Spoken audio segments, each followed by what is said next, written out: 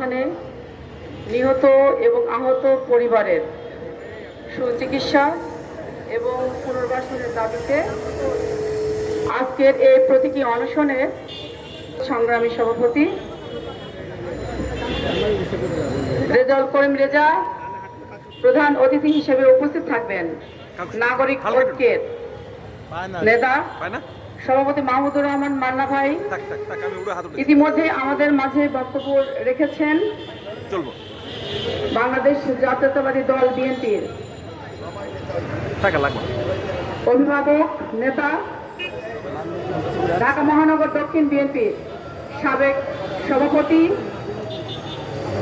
এবং দেশনেত্রী বেগম খালেদা জিয়ার উপদেষ্টা মণ্ডলীর অন্যতম সদস্য বীর মুক্তিযোদ্ধা আব্দুল সালাম ভাই, বিশেষ অতিথি হিসেবে উপস্থিত আছেন বিএনপি নির্বাহী কমিটির অন্যতম সদস্য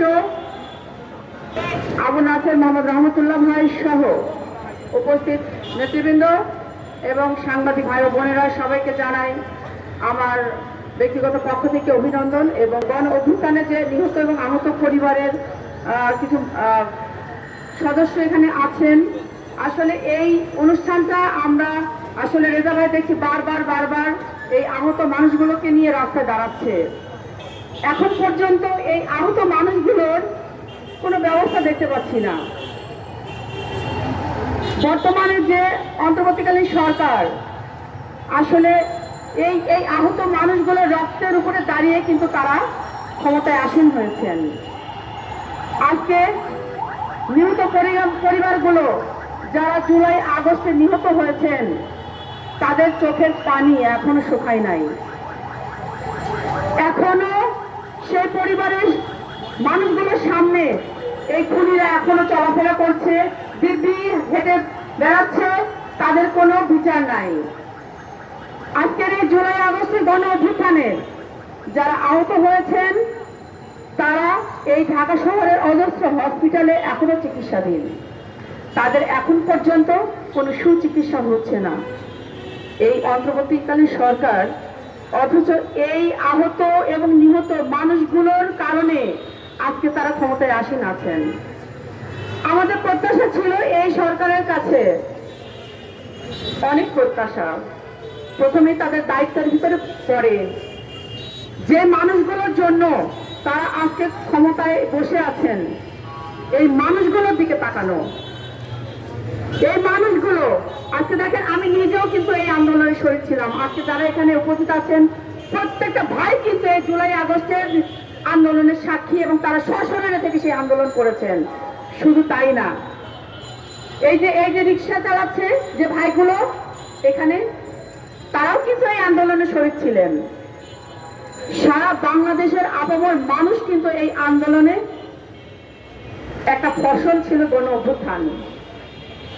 এই গণ অভ্যুত্থান, এই যে অজস্র মানুষের যে প্রাণের দাবি ছিল শেখ হাসিনাকে উৎখাত করা, 17টা বছর শেখ হাসিনা এই 18 লক্ষ কোটি মানুষকে যেভাবে নিষ্পেষিত করেছে, রক্ত চুষে খেয়েছে, মানুষের দেয়ালে পিঠ থেকে গিয়েছিল শেখ হাসিনাকে বিদায় করবার জন্য, ওই দানবকে বিদায় করবার জন্য।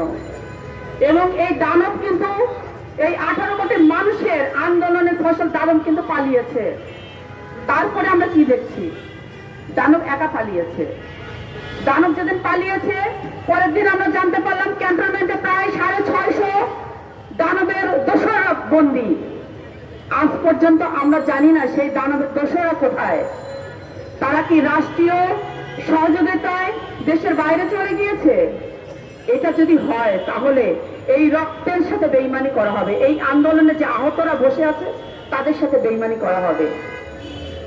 কারণ এই সরকার এই আন্দোলনে যারা নিহত এবং আহত তাদের ফসল। আজকে ওই দানব সরকারের দোসররা এখন পর্যন্ত বহাল তবিয়তে ঘুরে বেড়াচ্ছে। অজস্র ছাত্রলীগ, যুবলীগ সহ আওয়ামী লীগের যারা এই 17 বছরে অজস্র যুবদল ছাত্রদলকে খুন করেছে, হত্যা করেছে, গুম করেছে, এই দানবগুলো এখন পর্যন্ত জনসম্মুখে ঘুরে বেড়ায়, প্রকাশ্যে ঘুরে বেড়ায়, তাদের কোনো বিচার হচ্ছে না। আমরা কি এটাই চেয়েছিলাম? আমাদের তো এটা চাওয়া ছিল না। আজকে এই অন্তর্বর্তীকালীন সরকার 6 মাস অতিবাহিত হয়ে গিয়েছে, এখন পর্যন্ত ফ্যাসিস্ট হাসিনার কোন সহযোগীকে আমরা তেমন ভাবে দেখতে পাচ্ছি না। তারা গ্রেপ্তার হচ্ছে, তাদেরকে ধরা হচ্ছে। 5ই আগস্টের 2 দিন আগে আমরা কি দেখেছিলাম?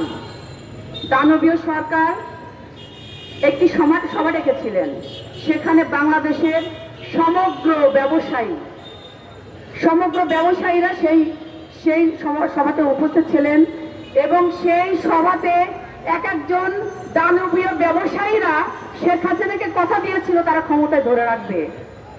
সেই দানবদের কিন্তু এখন পর্যন্ত বিচার হয়নি, তারা সহি সালামতে বাংলাদেশে অবস্থান করছে। তার মানে কি আপনারা কি তাদের বায়াস হয়ে গিয়েছেন? তাদের জন্য তাদেরকে সাপোর্ট দিচ্ছেন? আপনাদের ছত্রছায়ায় তারা কি আছে? তাদের কেন এখন পর্যন্ত বিচার করা হচ্ছে না? বিচারের আওতায় কেন আনা হচ্ছে না? আজকে যে পুলিশ প্রশাসনের অতিরঞ্জিত যে পুলিশগুলো ছিল, যারা দাঁড়িয়ে থেকে আমার ভাইদেরকে জুলাই আগস্টে হত্যা করেছে, সেই ভাইদের খুনি পুলিশগুলো এখন পর্যন্ত তাদেরকে ধরা হয়নি, বরং কিছু কিছু ক্ষেত্রে আমরা দেখেছি তাদেরকে পুরস্কৃত করা হয়েছে, তাদেরকে ভালো ভালো জায়গায় সুযোগ দেওয়া হয়েছে, পোস্টিং করা হয়েছে। আমরা তো এমন বাংলাদেশ দেখতে চাইনি।